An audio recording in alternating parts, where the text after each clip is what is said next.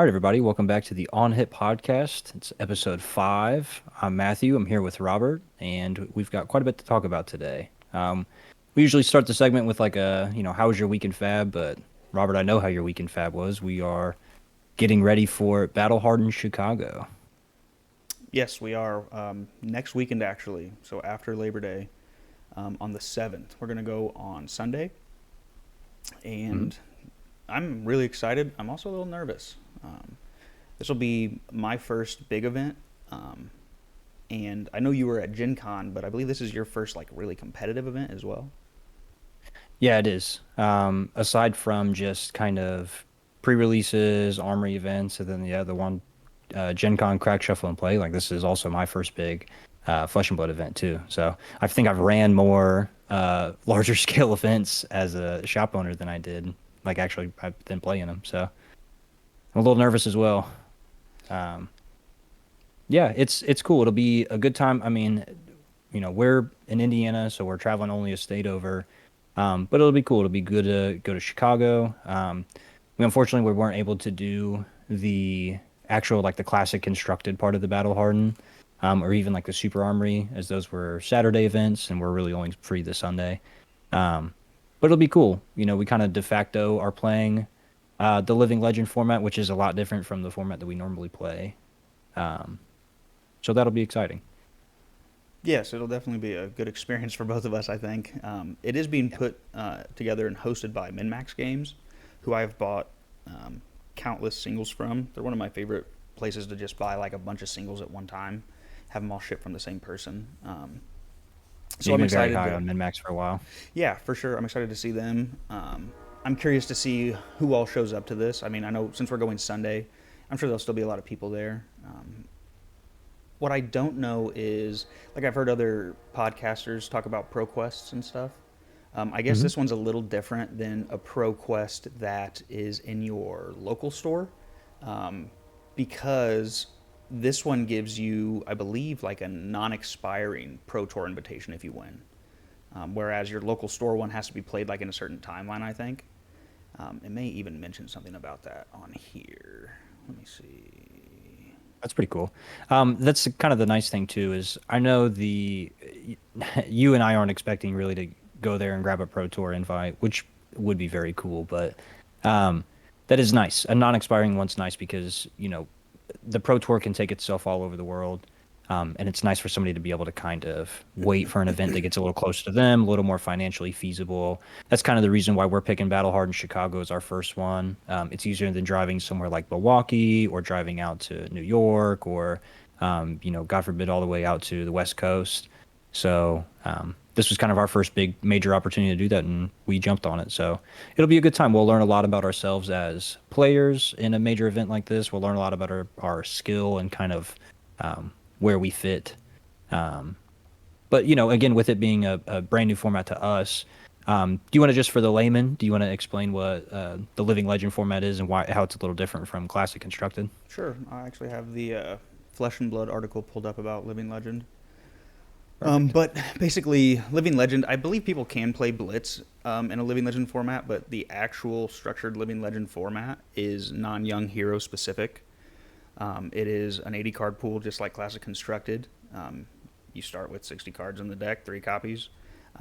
How this differs is there's not really a banned list, there's a restricted list. I mean, some cards technically are banned that they've deemed just too powerful, which is crazy because this is, again, like the unbanned um, format essentially. And I can pull up the card legality policy right here. Well, to be fair, the what are the only banned cards? I know Kraken's Aethervein and Crown of Seeds, which to be fair, equipment they can't really catch a restriction. Right. You know what I That's mean? true. Carrion Husk as well. Carrying Husk as well. So Yeah. those things, I mean, again, us having not really ventured so much into Living Legend, I can't really speak on how powerful those cards are.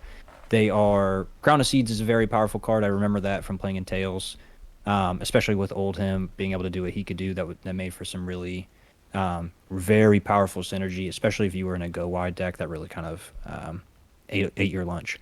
Um, Carrion Husk, I mean, I guess with Chain and Vincent and Levia, I don't know if it provides just too much. value for what they're doing. Um, it is a very powerful card. It does seem to be the de facto chest for most of those decks, at least as far as depending on their matchups.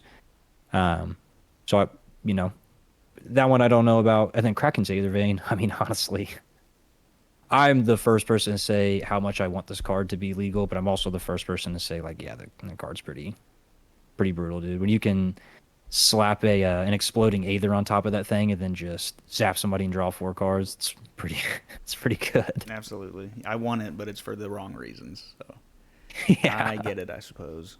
Honestly, though, like looking at the restricted cards, so restricted meaning you can have one of, there are some cards I really love on this list. It kind of makes me sad. This being our first venture into it, I was doing some research on Living Legend because I'm not opposed, as you'll soon see, to running a legal hero, like a currently legal non-Living Legend hero in Living Legend, because they get boosts from cards that are banned in Classic Constructed.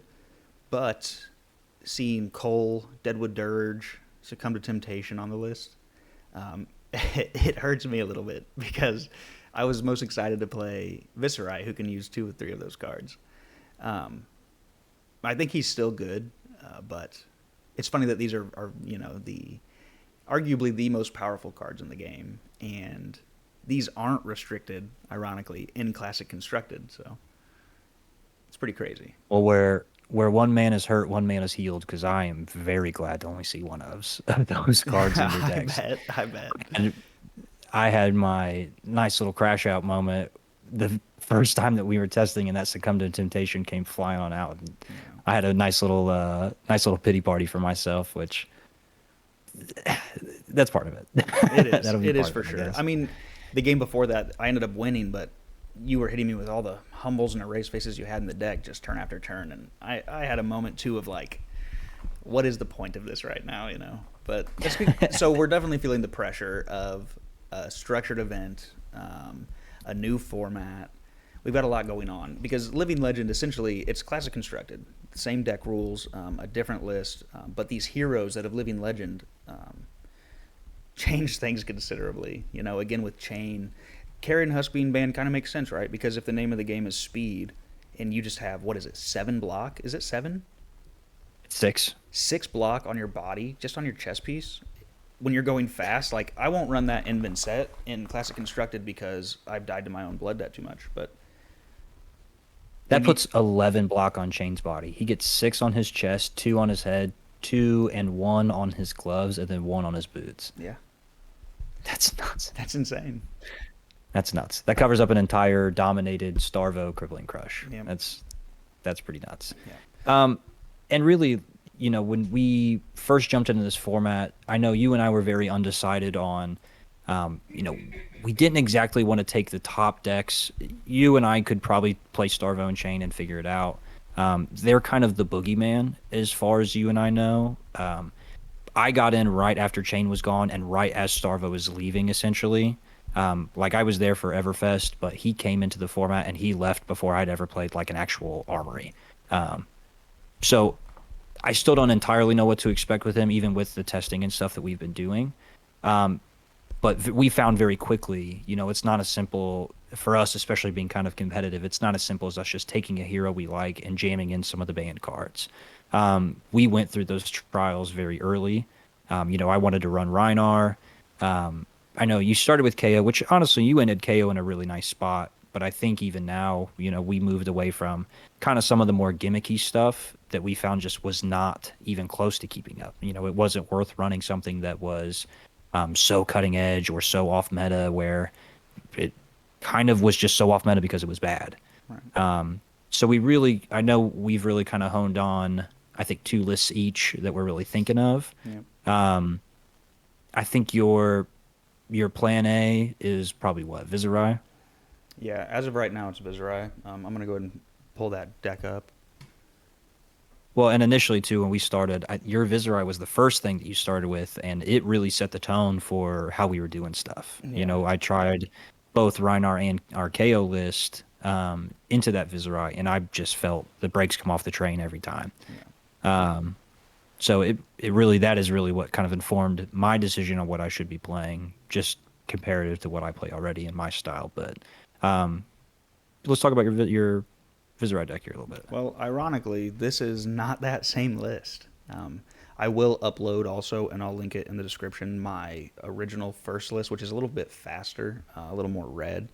This is the second iteration after the whipping I received from Fi over and over again, it seemed like, even though it was just 2 games, 2 hard games. This is interesting to say the least. This is the most blue Viserai list I've ever put together. I'm trying to take advantage of more LL cards. In the original list, the only LL card I had besides Viserai was Plunder Runs. And Plunder Run is a very good card, giving basically every attack you can send that turn, an on hit of draw card was sweet. The problem in the other list was that I couldn't get it into my arsenal because I was playing my hands out too fast, and he was playing so fast that I had to, block accordingly. So Plunder Run was feeling not super impactful in that first list, but Viserai is obviously Viserai, so he just does those kind of things. This list is made more to take advantage of Bloodsheath Skeleton, which is dreamy. I actually bought this before he LL'd in anticipation because I wanted to just have this and the Duskblade in my Runeblade collection. This adds cards to the deck for sure. It enables more lines, but I still felt the need to include more blues, even though this has the effect of instant destroy this, the next attack action card and non-attack action card you play this turn get. This card costs 1 resource less to play for each rune chant you control. And then it also has Temper 2. So just a great piece of equipment, right? 2 life and a great effect. Make both of the pieces of your puzzle cheaper this turn. One of the hangups I have right now is I think the only non-attacks that have a cost technically are Rattlebones, which costs 2. And in my other list I felt like was too expensive to use. And did I put it on this list? Yes, Sonata Arcanix. If you have a nice stack of rune chants, this is amazing to have on your Bloodsheath turn. This lets you reveal cards from the top of your deck. So reveal the top X plus 3. It costs double X. So you have to pay in twice as much as you want the X value to be. So for 0 into this, it's reveal the top 3 cards of your deck. And then for each non-attack revealed this way, you get to put an attack action revealed this way into your hand. So if you reveal 2 non-attacks and 1 attack, you get to put that attack into your hand. Then you deal arcane damage equal to the number of cards put into your hand this way. So you deal a point, and then you would shuffle your deck and banish this card. But this also has Go Again, so this is great to kick a turn off, try to get into a card. And something I'm excited for, you'll notice in this list, I have some blue attacks. I have 4 different blue attacks, actually, which make up the majority of the blues. And that's because being able to Sonata off of Skeleton with, say you have 3 rune chants. You can crack your Bloodsheath with 3, pitch a blue into this, and reveal 6 cards.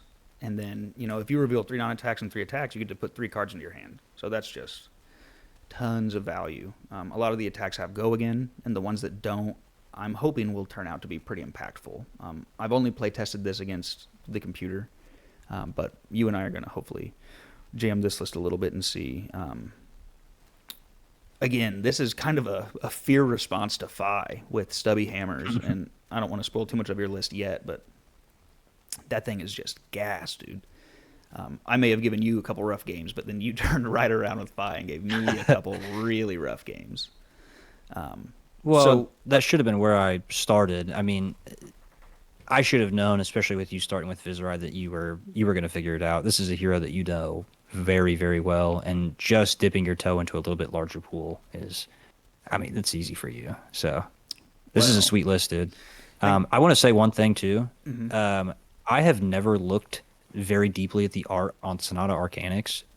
That art is pretty top notch, dude. That is some crazy art. You've got like some crazy humanoid in like the bottom right corner of the art, swirling into like the trees. It almost looked like the the trees from Ash Lake. Yeah, this is very sweet. Cool. It looks more like a wizard on it than a Runeblade, but we don't have to get too into that, Maybe Runeblade Wizard crossover class. I'm into it. You know what I mean? A shadow Runeblade Wizard, cool. Dude, like maybe Mr. Sutcliffe or whatever. Stop, dude. My face is on camera. We can't Dude, wouldn't show that my be so reaction to the cool? words you're saying. Okay. Oh my god. But anyways, I'm going to wrap this list up a little bit, but essentially, this is still my go wide Viscerai, but with some different payoffs. I also tried to up my consistency by making sure I included the cards that let me fetch other attacks. The non-attacks that get me into attacks, so a non-attack into an attack, are going to be paramount in this deck. That's why I've got 3 Rattlebones, I've got 3 Sonatas, and I've got 3 Become the Arc-Knights. This also is a great card that only Viscerai can use. It's a blue block 3, 0 cost Runeblade action. It's a Viscerai specialization, and it says you may discard an action card. If you discard an attack action, search your deck for a Runeblade non-attack action, reveal it, and put it into your hand. If you discard a non-attack action, search your deck for a Runeblade attack action card, reveal it, and put it into your hand. Shuffle, go again. So this lets you filter a card from your hand into a card of the opposite type between attack and non-attack. You can't grab instants, but there aren't any in here, so that's fine. This is great to get you out of a jam when you have a handful of non-attacks, should that happen, and that is the only reason why I do prefer to err a little bit towards the non-attack side, because this can get you into attacks. The Rattlebones, which I'll read that one too real quick. It's a 2-cost Runeblade action. It's a 3-block red. It says banish target Runeblade attack action card from your graveyard. You may play it this turn. If you have dealt arcane damage to an opposing hero this turn, you may play Rattlebones as though it were an instant, and then it has go again. So if you send in a Rune Rager and you have go again, or you don't have go again, you can flash this out if you have dealt arcane damage somehow and gain go again, essentially. I really like this on something like if I had a rune chant the turn before, send like a snuff out. They're going to think about, I probably want to block most of that, if not all of that, so I don't have to discard a card.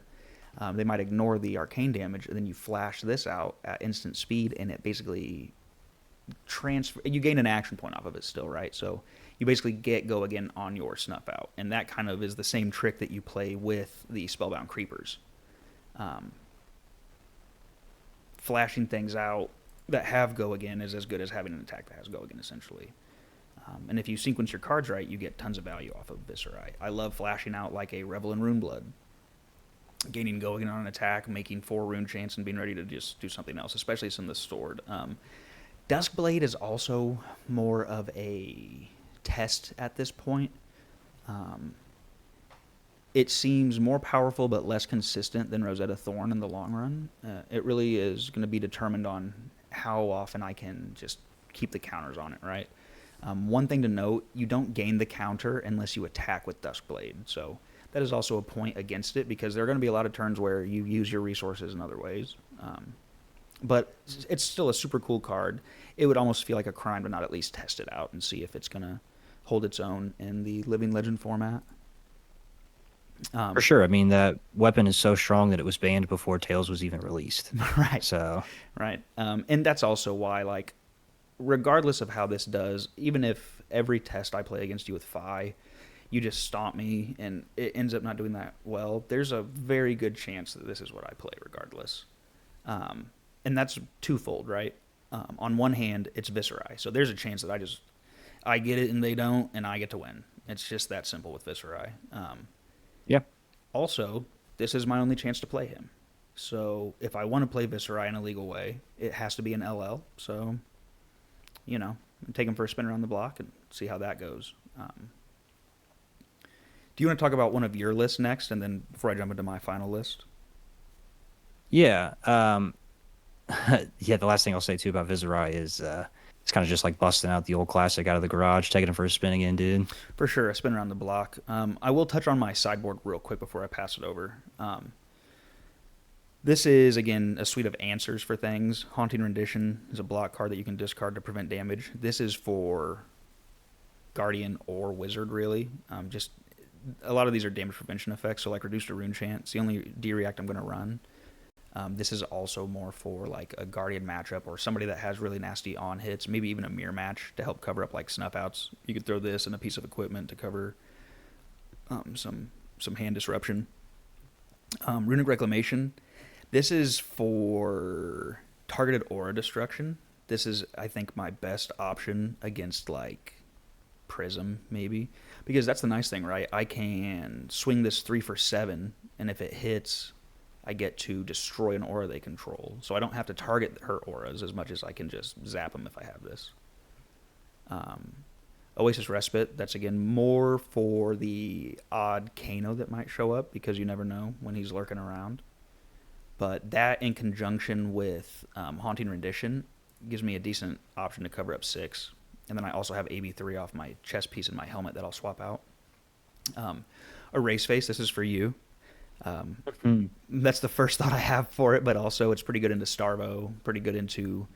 Um, I don't know how much of Chain's stuff cares about being Runeblade as much as it cares about being Blood Debt stuff, and Vincent kind of skirts around that a little bit. Viserai can skirt around an Erase Face relatively effectively. His ability turns off, but with like Malefics and stuff, you can really still like Mordred Malefic, Rune Rager into a Rune Rager. You still get a ton of value off a turn that you should be kind of turned off. And then Deny Redemption. This is the last one that I added that is kind of. This is multifaceted, right? So in this format, Count Your Blessings is legal. And I don't know how much of that we'll see, but I feel like I could safely bet it will be around. Again, if you want to play CYB, this is the only place you can do it. So, Yep. having the instant discard this heroes can't gain life this turn is kind of a hard counter to that.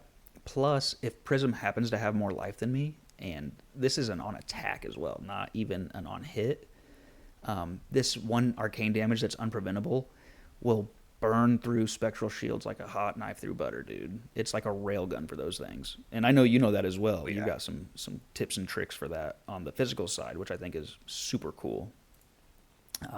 I do. But yeah, this is my LL love child that I'm just getting kicked off, titled The Nightman Cometh. I'm hoping to be a boogeyman. I'm hoping I can just grab people who I don't know. We'll see, dude. I don't know what I'm walking into, but I'm going to be ready to throw down regardless. So Absolutely. Well, and I'm glad to see you packing Erase Faces. This one of the funny things about Living Legend or the Living Legend meta is it's almost exclusively going to be talented heroes. And well, if it's yeah, not yeah. talented heroes, it's going to be like the odd like dash, or you know what I mean, A something that Viscerai, right? really also something that really also kind of suffers into a race face. Yes, which, as a Um, small side note, I was considering Dash IO, but she's pretty low on the list right now. yeah. Yeah. Um, I will not. I'll talk about Fi first. Okay. Fi is going to end up being my pick, most likely. He's my number one choice. My equipment suite, if you want to look here, is Stubbies is the main thing that I'm bringing into, um, like that I'm grabbing from LL. Stubby Hammer's Fi was how he was initially played when he first came out in Uprising, and it was insane how fast he was. This deck is, as you can attest to, Robert, is incredibly fast. It burns you down within the first couple turns. It's very consistent. There are a few dead hands, as there are in probably any deck, but for the most part, this deck just hums. This is this is essentially like my mono red goblins. You know what I mean? This is just putting as many dudes on the board and slamming sideways as I can. Um, some of the highlight features I want to talk about here. So, what I'm usually trying to do is I'm trying to assemble two different anthems. An anthem is traditionally anything that gives an additional point of value or power or something to all of your things. So my anthems that I have in here, I have certainly some older anthems. Stubby Hammers again is the most consistent one. Having that on my arms ready to go whenever I can. Most of the attacks in this deck are going to be 3 or less base power. And with most of the blocking in this game being based around 3, with the odd, defense reaction blocking for 4, this is, like I said, just having at least one anthem starts pushing to where you're leaking through a lot of damage. When you start adding an extra anthem on top of that, or, on some crazy cases, I've been able to get a third anthem out. Um, it becomes walls of damage that just chunk your opponent down. So that is one of the anthems. Spreading Flames is another older anthem. It's a 1 cost, 3 attack, 2 block, go again attack. that says draconic attacks you control have +1 power while their base power is less than the number of draconic chain links you control. You start going 5, 6, 7 chain links long in this deck, and this essentially becomes a 1 for 5, a 1 for 6, sometimes a 1 for 7. It's so much value. And again, compared in tandem with even again something like Stubbies, now this is coming in as a 1 for 4 breakpoint, and it's causing a bunch of other things to be breakpoints. That will even buff your sword. Um, yeah, that's a great one. Rake Over the Coals is another one of my anthems. So far, other than Stubbies, Rake Over the Coals and Spreading Flames are my legal anthems. So I do play these in my classic constructed Fi deck, and I play them in the same ratio. I don't like having a bunch of Rake Over the Coals. It's an instant, and if I can't, um, whereas Spreading Flames is an attack in and of itself, and Stubby Hammers is just on my equipment, so I don't ever really have to worry about it taking up a spot. This does take up a spot in my hand, so it doesn't block. Really, I don't like to play it unless I know I'm going to attack at least 4 times. I want to make this a 0 for 4 in my hand every time. So for that reason, I kind of have stuck to a two of that. That's probably the weakest of my anthems, even though it's also Draconic specific. So it definitely is the weakest of the anthems, but it's worth including. And then Art of War. Art of War is the star of the show. It's the reason why I run the chess piece that I run, which gives me an on-demand one resource. If I can find this within the first 1 or 2 turns and put it in my arsenal and get a really, really nice 4 card hand with this, um, buddy boy, hang on. It is a freight train and it does not stop at no destinations except for the final one. It is awesome. So Art of War, it's a 1 cost instant. You choose 2 of the 4 modes. The only 2 modes that we ever care about, and they may as well be the only 2 modes on this card. We don't ever care about giving you something go again. Usually, it's a very rare instance that we'll use that, maybe to get out of a pickle with like a Blaze Headlong or something, as being our only real like good card to start with. And the defending with attack action cards from Arsenal, again, not a thing we're ever going to care about. However, attack action cards you control get +1 power and +1 defense this turn. Chef's kiss. That right there being our anthem, as well as you may banish an attack action card from your hand. If you do, draw 2 cards. This is insane. This card is absolutely what the deck's built around, is jamming this thing out as soon as possible. And like I said, just jamming face. Some of the other highlights that I get to add from Living Legend is Belittle and Minnowism. Um, Belittle is another one of those cards that's very interesting. I played around with Belittle Minnowism as a Katsu player before I ever even really looked at playing Fi, just because of the Ice Heroes. I do feel like this is a good enough package of 3 Belittles and 2 blue Minnowisms, to just run it this way. It's really just for it's a 1 for 3, so it's an okay rate. It's a red, so it turns on most of your other things. You can make it draconic. You can do all kinds of stuff with this. It can be pumped with stubbies. And then the highlight of what it does, as an additional cost to play it, you may reveal an attack action card with 3 or less base power from your hand. If you do, search your deck for a card named Minnowism, reveal it, put it into your hand, then shuffle your deck. This is awesome. Just having a no nonsense, I get to tutor a blue card to my hand for pitch. I get to tutor it for if I'm playing against an ice deck and they're going to try to make me pay resources or discard cards. I have the extra resource in my hand. Um, this is a great card. It's just incredibly useful, and there's never really it's not a forced effect, right? You don't have to um, go pull up an extra blue card that you're never going to use or that you're not going to need. Um, so that being a May ability is really nice. The um, There are some small combos built into this, but nothing too crazy. Um, Really, it's like playing around the boots, the flight path to try to do like a double sword swing combo. But this thing just houses damage. The last little main board card that I want to talk about is a card that we mentioned actually in our last episode, but is still making its way into this list until I decide that it's bad. It's Rowdy Locals. Rowdy Locals has become one of my favorite pet cards for this specific hero. and it is defined by the interaction between Fi's hero ability and this card. So, um, Fi's hero ability I can just list off the top of my head, but it says as an instant, you can pay 3. You can return a Phoenix Flame from your graveyard to your hand. That ability costs 1 less for each Draconic Chain Link you control. So paired with this card, there's a window of reaction where you hit the hero when that trigger goes on the stack, and you can activate Fi in response. If they just assume that you have no cards in hands and they say, whatever, I'm just going to take the damage, you can wait for the on hit. You can activate and you can put the Phoenix Flame in your hand and then just discard it back to the graveyard from where it came, and you can force them to discard a card. I've caught many a person just that has not paid attention where I've gone a Draconic Chain Starter into Brand with Cinderclaw, which is a card that makes your next attack Draconic, and then I've let this be my third Draconic attack, and somebody usually just doesn't count up the chain links well enough or doesn't see Brand with Cinderclaw, and they go, okay, whatever, I'll take 2, and there it goes. There goes a card out of their hand, which makes people feel it's. I don't like doing that in our local group. I'm glad everybody in our group has kind of learned what Rowdy Locals does.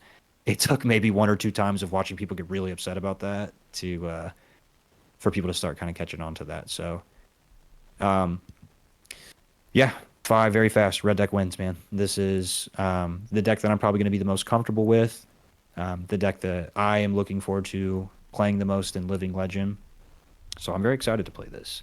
And then I can wrap this up and talk about my inventory a little bit here. So I'm running the 2 breaking points.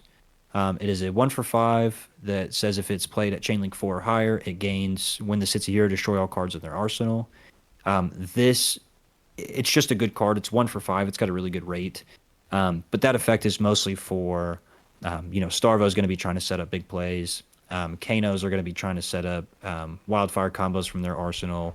We may see Azaleas and Lexies, so it's going to be good to threaten their arsenals as well. So it'll usually come in for anybody who's really trying to like play setup turns and then bombs and setup turns and bombs. I then run a package of 2 Flame Call Awakenings and a Phoenix Flame. I run this same in my classic constructed deck as well. This is for anybody that can either banish my Phoenix Flame, such as, New has the ability to banish my Phoenix Flame, and the Shadow Heroes have the ability to banish my Phoenix Flame.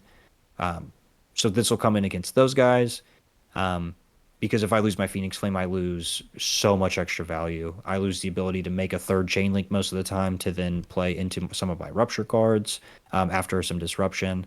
I lose the ability really to stretch an extra, if the game goes 6 or 7 turns, that's 6 or 7 points of value that I lost over the course of the game if that thing gets iced. So it's important for me not to lose that thing. It also makes it to where it's very hard to be fatigued. If you can keep playing, you can keep a Flame Call Awakening, or you can play a Phoenix Flame for 0. You can pitch to your sword, and then you can pay the 1 to activate to get your Phoenix Flame back, and you can well, I guess to be fair, you do have to have the Flamescale Furnace to do it, so that may make its way into my sideboard as well, but you're able to pitch into the Flamescale Furnace to essentially keep looping the Phoenix Flame and your blues, and just constantly be able to just at least swing your sword for 3. Yeah. So there's that. The Sink Belows are for any sort of dominate matchups, just to make sure that I'm not, I'm able to at least have some sort of fighting chance against like a dominated Crippling Crush or Starstruck or something like that. A Judge, Jury, Execution or something like that with Azalea. The 2 Oasis are strictly for Kano. You and I have the same feeling about Kano, where Kano gets really, really good when you forget that he exists. Yeah. So I usually will do nothing but just dig for this, shove it into my arsenal, leave up my chess piece for that on-demand 1 resource, and then I will just bomb Kano with 4-card hands until he's forced to Wildfire. If I see another one in my hand at some point, great. Hopefully it's on the turn that he tries to come in with a Wildfire for 8, and I could just eat that whole thing up.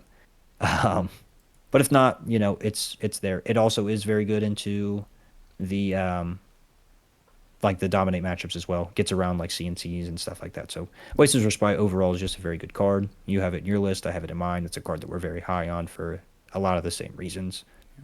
Um, Goes along with the Tide Flippers. I originally was not running AB in this deck, any Arcane Barrier. I have since come around on that.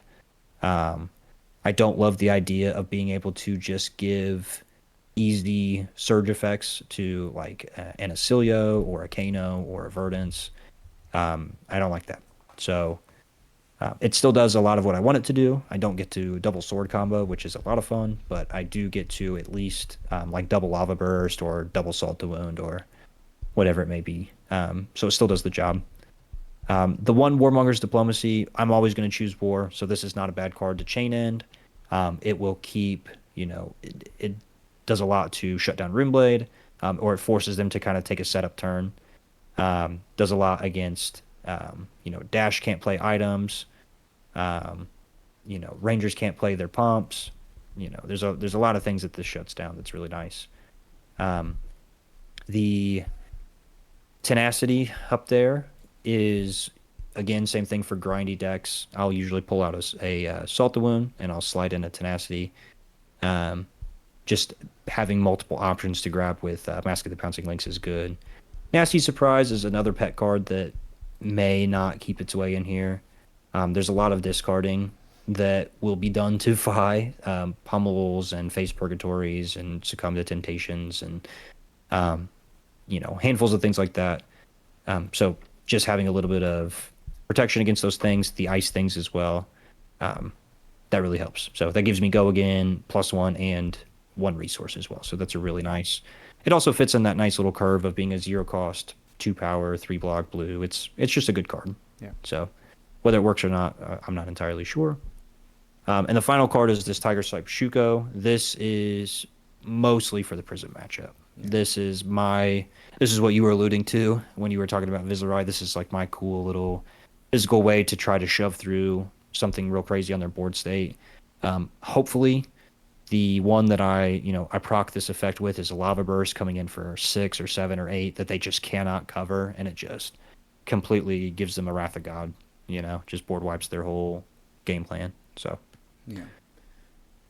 Well, to be fair, doesn't a single point of unpreventable damage pop all the ward? It does. Even one little point. So Right. as And long the as I can fact that, squeak something through, it'll chew it all up. well, the fact that you get this every single turn, as long as you play 2 attacks that are 2 or less, right? Um, Hmm. that's crazy, dude. That's crazy. I didn't realize how reusable that was. Yeah. Yeah, and that's what I use in my CC deck as well. The amount of value you get off of that is, I mean, it's insane. Right.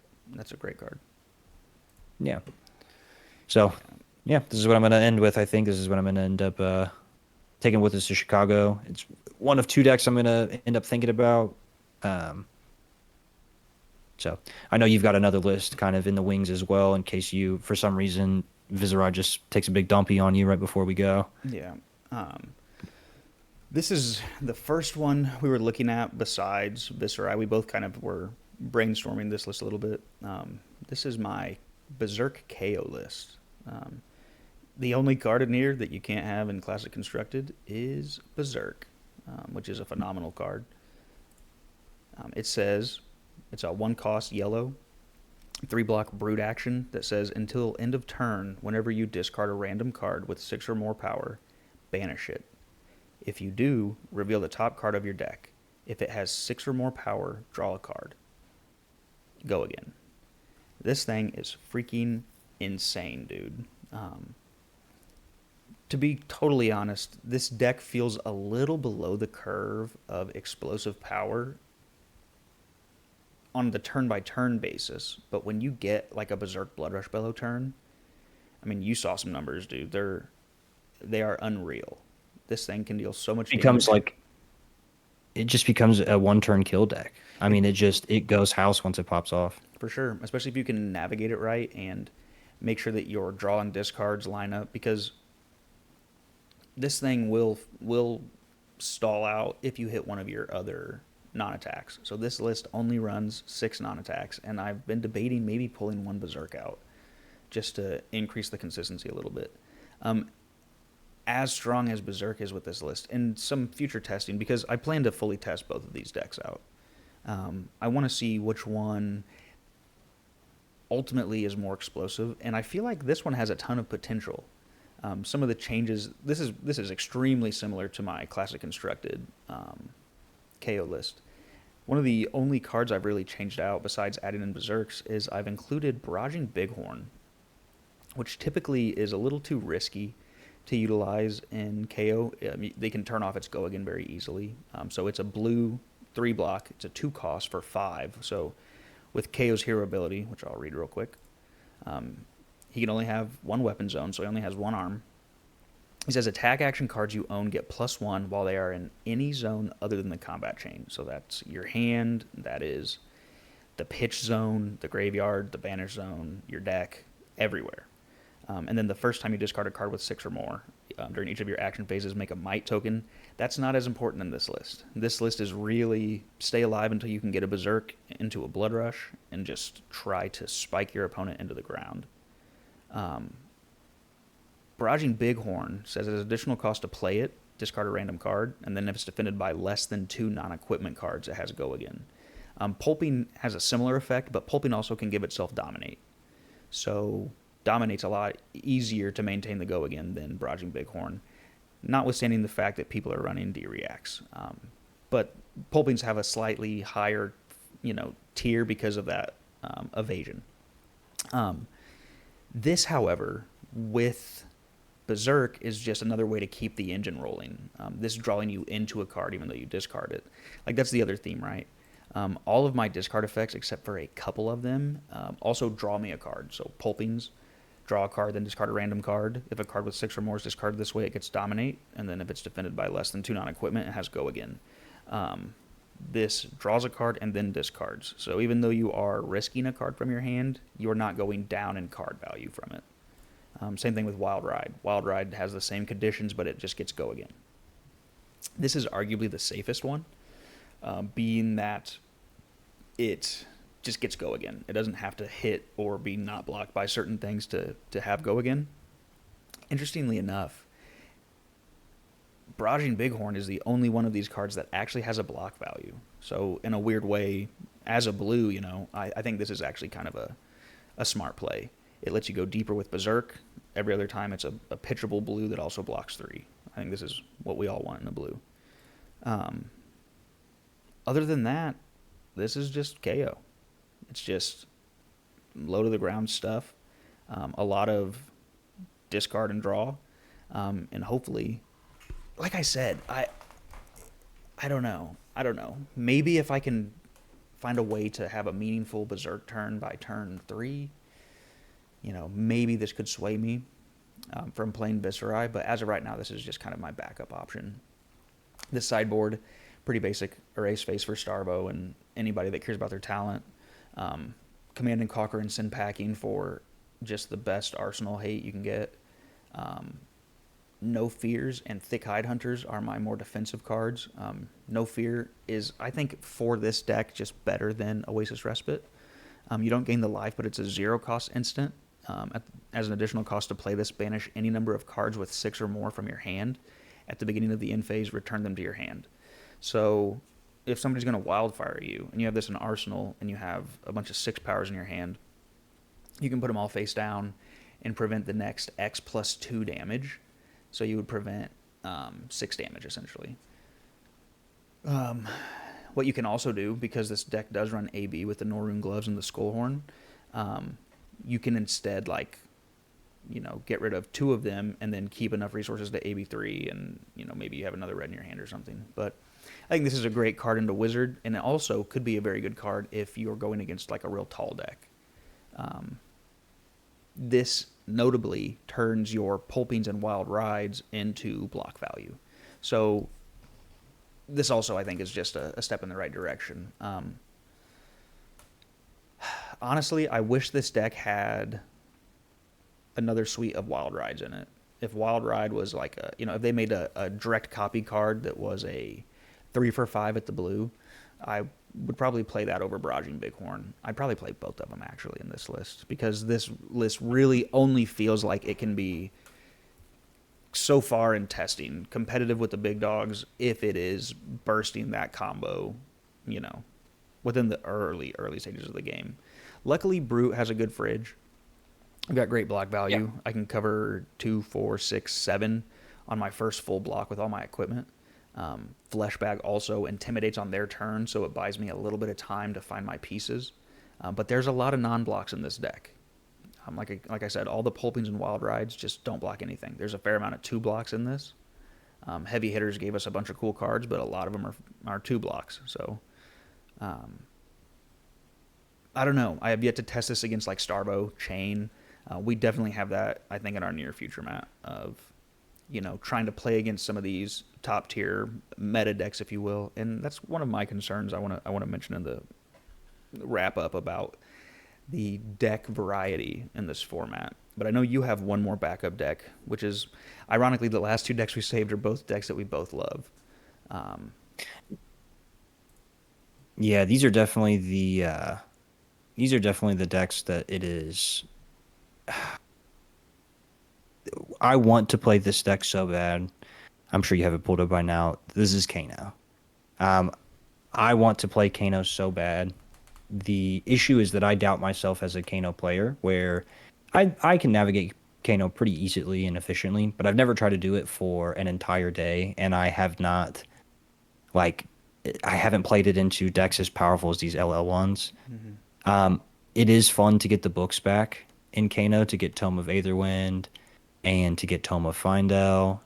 Obviously, we lose. We get restricted to one, open the floodgates, which you and I were talking at one point about the efficacy of like how good is a deck because it has restricted cards. Mhm. Um, does the restriction bump the deck out of being good, or does the restriction mean that the deck is inherently good because it has to have pieces of it clipped to be fair still? Um, I could see where you get 15 draw two effects in this deck being just this becomes a nuke. You know what I mean? Right. You park one wildfire in your arsenal and you just start a chain reaction that does not stop. Yeah. Um, 100%. yeah, this is Same thing a with Kraken's Aethervein, right? I mean, yeah, right. yeah, this is a deck that I do truly love. I will be taking it with me. I will be, if nothing else, if I get my butt whipped really bad in the event and I end up just picking my stuff up and going and finding a side event of other people playing some LL, I'll probably sit down and do that, or I'll just flip back into regular Kano and ruin somebody's day for coming all the way out to Chicago and having not ever played against Kano before or something. Um, but you know, this is a pretty standard list. It does not have any of the really expensive pieces in it, just because I don't have really the expensive pieces. And I would never lie to you guys and build a list that I don't actually have built. The one Will of Arcana I do have. I do still really love that as a fable.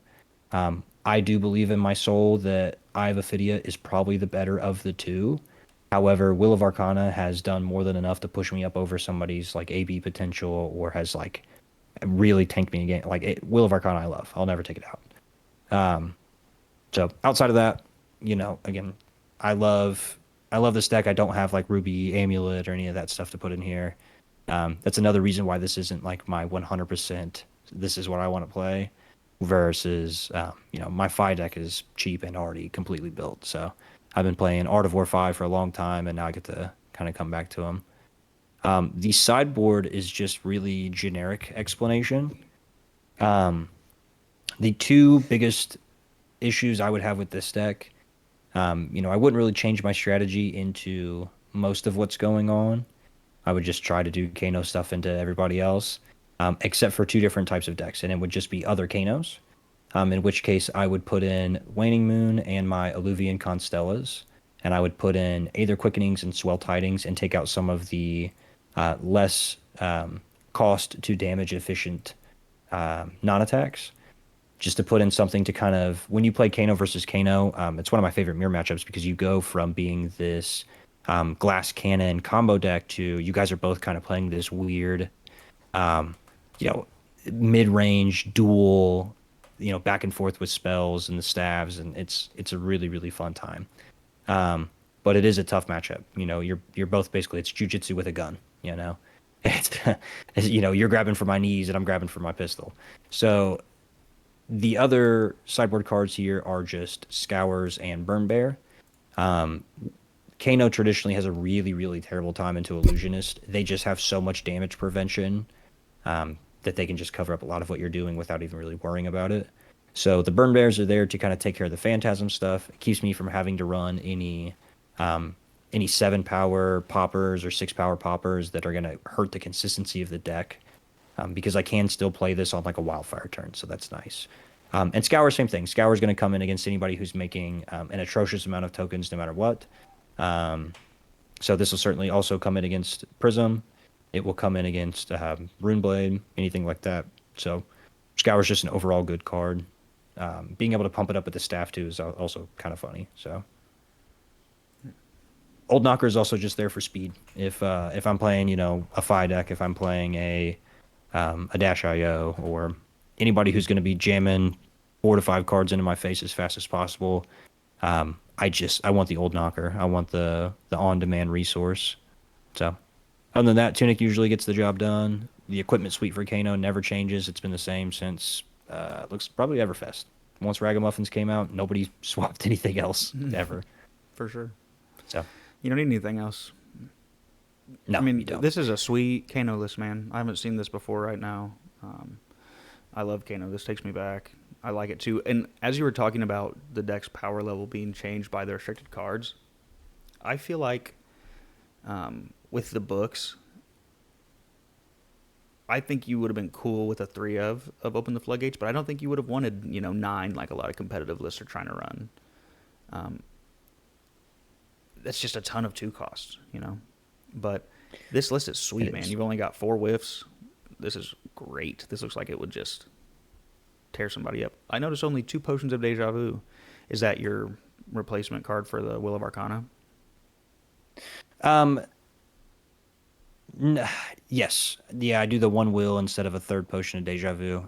I do really like Potion of Deja Vu. Um, it gets you out of a lot of jams and binds. I do not love seeing it the way that I love seeing an energy potion, because Yeah. an energy potion in the middle of a Kano combo, if I have enough floating resources, Jesus Christ, if I have enough floating resources, I could probably play that out in the middle of the combo, crack it, Kano again into another 0 for 1. Right. That's another thing that I've done with this list specifically. In my CC deck, I run, I think I run Aether Flare Blue, and I believe that I run Aether Spindle Blue, but I think I even might have cut those. This is exclusively 0 for 1s. That's how I like If it, it's dude. not a potion, yeah, if it's not a potion or a will, it is exclusively a 0 for 1. Yeah. I want as much consistency with this deck as possible. I want to, as soon as I see my first wildfire, I want to be able to know that I'm going to be able to pop off relatively soon. Yeah, So for sure. this is a good deck for us to just have on hand to test against, because again, Kano's such a fun and weird and interesting deck, and he has Living Legend potential. I mean, he was crushing it for a little bit until they restricted Open the Floodgates. Right. So if I get a wild hair at my butt and I feel really inclined to try to play Kano, that may be what I do. But as of right now, this is kind of like my plan B, or even just like my fun deck to bring just in case. So Yeah, maybe you'll have a prophetic dream that nobody else is playing Kano and they all forgot about him. You'll just have to jam him, and if the dream is true, then you'll just sweep the whole tournament, dude. It'll be crazy. come home with a gold foil and a PTI, man. That's right. Yikes. That'd be real fun. Yeah. Well, that pretty much wraps up, I think, our early stage deck text for what we're thinking of. I guess you have any closing thoughts about your expectations for this event, what you're hoping to do? Well, my ultimate goal is just to not go O and X, right? Not take home nothing but a pocket full of losses. However, if that's the case, and I'm selling myself pretty short here, but if that's the case, I'll learn a lot about myself. I'll learn a lot about where I am in the overarching meta of the game of Flesh and Blood, and it will inform me that there's still a lot of work to be done yet. So, but really, it's our first big event. We're taking decks that are powerful, that they are getting a benefit from the Living Legend format, and that I think that we'll pilot pretty well. So I think that we could probably pick up at least a couple dubs. and just have a good time and just gain experience as Flesh and Blood players and really, really jump into a new meta. Um, I'm expecting to be very much on top of our game. Um, you know, both in rule procedure and just trying to make sure that we are making tight and efficient plays. I don't think that the community, I worry that the community will be a little rule sharky and, you know, sharp-eyed, quick-nosed for what we're doing.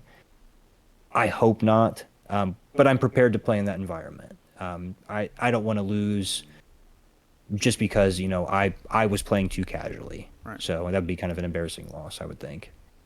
Sure.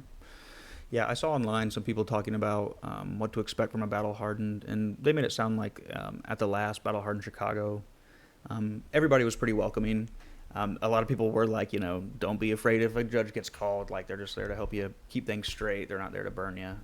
They made it sound like most people weren't malicious. There have been some controversies in the past with some bigger names about, missing triggers and stuff like that. But I think you and I both are turned on enough to keep ourselves straight and hopefully keep other people straight. That's maybe more my concern, is being worried about other people. I've played against cheaters in other card games before, people that sneak cards or fake shuffle or do whatever.